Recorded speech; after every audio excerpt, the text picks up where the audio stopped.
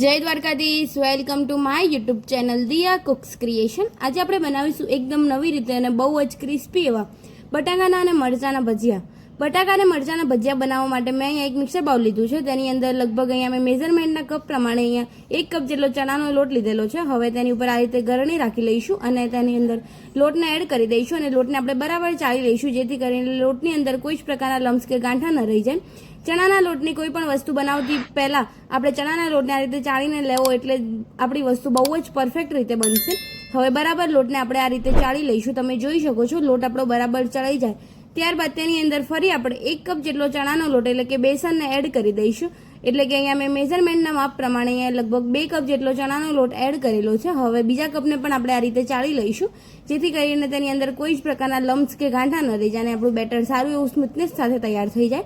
તમે જોઈ શકો છો અહીંયા આપણો ચણાનો લોટ સારો એવો ચડાઈને તૈયાર થઈ ગયો છે। હવે તેની અંદર અડધા કપ જેટલો ચોખાનો લોટ એડ કરી લઈશું। ચોખાનો લોટ એડ થઈ જાય ત્યારબાદ મસાલામાં અડધી ચમચી જેટલી હળદર એડ કરી લઈશું। હવે તેની અંદર 1 ટેબલસ્પૂન જેટલું તીખું લાલ મરચું એડ કરી દઈશું। 1/2 ટેબલસ્પૂન જેટલી હિંગ એડ કરી ટેસ્ટ પ્રમાણે મીઠું એડ કરી લઈશું। 1 ટેબલસ્પૂન જેટલા ચીલી ફ્લેક્સ એડ કરી લઈશું અને હવે 2 મોટી ચમચી જેટલી કોથમીના પાન એડ કરી લઈશું। અહીંયા કોથમીના પાન અને ચીલી ફ્લેક્સ એકદમ ઓપ્શનલ છે। અહીંયા ચોખાનો લોટ એડ કરવાથી આપણા ભજીયા એકદમ ક્રિસ્પી એવા તૈયાર થશે અને ભજીયાની અંદર તેલ પણ ભરાઈ નહીં રહે, એકદમ ડ્રાય એવા ભજીયા આપણા તૈયાર થશે। હવે મસાલા બરાબર મિક્સ થઈ ગયા છે।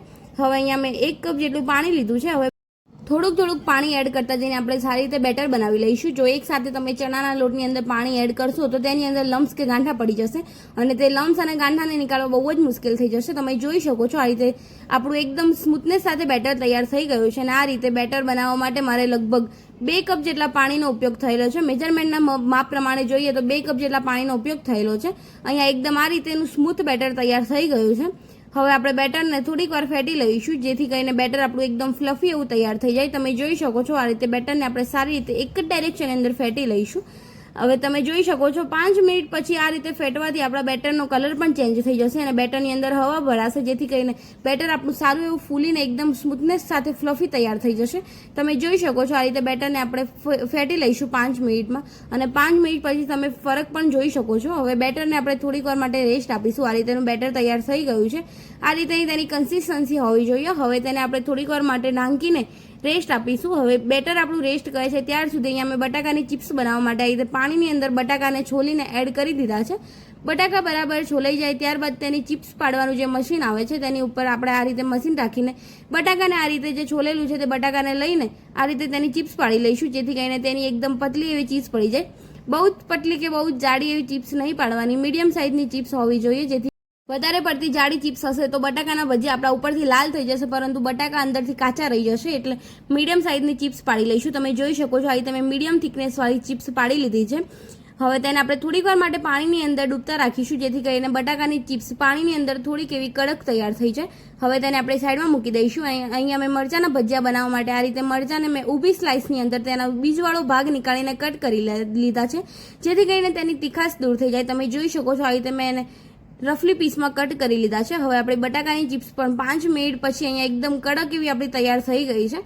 હવે બટાકાની ચિપ્સ પલળી ગઈ છે। હવે અહીંયા મેં આ રીતે કિચન ટોવાલ લીધો છે। કિચન ટોવાલની ઉપર આ રીતે બટાકાની ચિપ્સને આપણે ગોઠવી લઈશું, જેથી કરીને બટાકાની ચિપ્સનું અંદરનું બધું જ પાણી નીકળી જાય અને તેની અંદરનું મોઇશ્ચર પ્રમાણે દૂર થઈ જાય। તમે જોઈ શકો છો આ રીતે આપણે બધી જ બટાકાની ચિપ્સને ગોઠવીને તેની અંદરનું પાણી બધું જ એબ્ઝોર્વ થઈ જાય તે રીતે ગોઠવી લઈશું। અહીંયા બધી જ બટાકાની ચિપ્સ ગોઠવાઈ ગઈ છે અને અહીંયા મેં તેલ ગરમ કરવા મૂકી દીધું છે। તેલ આપણું ગરમ થાય ત્યાર સુધી અહીંયા આપણી બટાકાની ચિપ્સ પણ 10 મિનિટમાં કોરી થવા લાગી છે। હવે નીચેની સાઈડથી કોરી થઈ ગઈ છે। ઉપરની સાઈડ આ રીતે મેં બીજો નેપકિન લીધેલો છે, તેને આ રીતે ઉપરની સાઈડથી પ્રેસ કરતા જઈને તેની ઉપરનું સાઈડનું પાણી પણ આપણે આ રીતે લૂસી લઈશું, એટલે કે એકદમ ડ્રાય થઈ જાય। તો તમે જોઈ શકો છો આ રીતે ટોવાલની મદદથી તેને સાફ કરી લઈશું, જેથી કરીને ચિપ્સ આપણી એકદમ ડ્રાય થઈ જાય।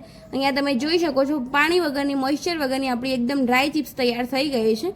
એકદમ ડ્રાય ચિપ્સ તૈયાર થઈ જાય ત્યારબાદ તેને મેં આ રીતે પ્લેટની અંદર નીકાળી લીધી છે અને હવે જે રેસ્ટ પર આપણું બેટર હતું તેની અંદર 1/2 ટીસ્પૂન જેટલું ખાવાનો સોડા એટલે કે ટાટા સોડા એડ કરી લઈશું અને તેની અંદર 2 ટેબલસ્પૂન જેટલું ગરમ તેલ એડ કરી લઈશું। ગરમ તેલ એડ કરવાથી ભજીયા આપણા ઠંડા થશે તો પણ એકદમ સોફ્ટ લાગશે।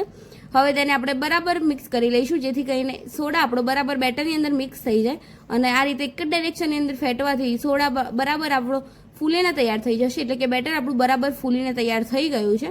હવે બેટરની અંદર આપણે જે ચિપ્સ બનાવી છે તે 3 થી 4 ચિપ્સ એડ કરી લઈશું ને અહીંયા આપણું તેલ પણ ગરમ થઈ ગયું છે. હવે આ રીતે બેટરની અંદર ચિપ્સને આપણે ડીપ કરી લઈશું અને આ રીતે વધારાનું બેટર નિતારીને તેને આપણે બેટર સાથે તેલની અંદર એડ કરી લઈશું. તમે જોઈ શકો છો આપણે સેમ પ્રોસેસથી બીજી પણ ચિપ્સ બનાવી લઈશું. આ રીતે તેને પણ બેટર અંગાત બનાવીને તેને એડ કરી લઈશું તેલની અંદર. જ્યાર સુધી તે ઉપર આવે ત્યાર સુધી આપણે તેને પલટાવવાની નથી. જો તમે તેને કાચી જ પલટાવશો તો આપણો બટાકાની ચિપ્સ ફૂલશે નહીં. હવે બધી જ ચિપ્સ ઉપર આવી જાય ત્યારબાદ તેને આ રીતે હલકા હાથેથી પલટાવી લઈશું, જેથી કરીને તે નીચેની સાઈડથી પણ એકદમ ફ્રાય થઈને તૈયાર થઈ જાય. તમે જોઈ શકો છો એકદમ ફૂલેલી આપણી બટાકાની ચિપ્સ તૈયાર થઈ ગઈ છે.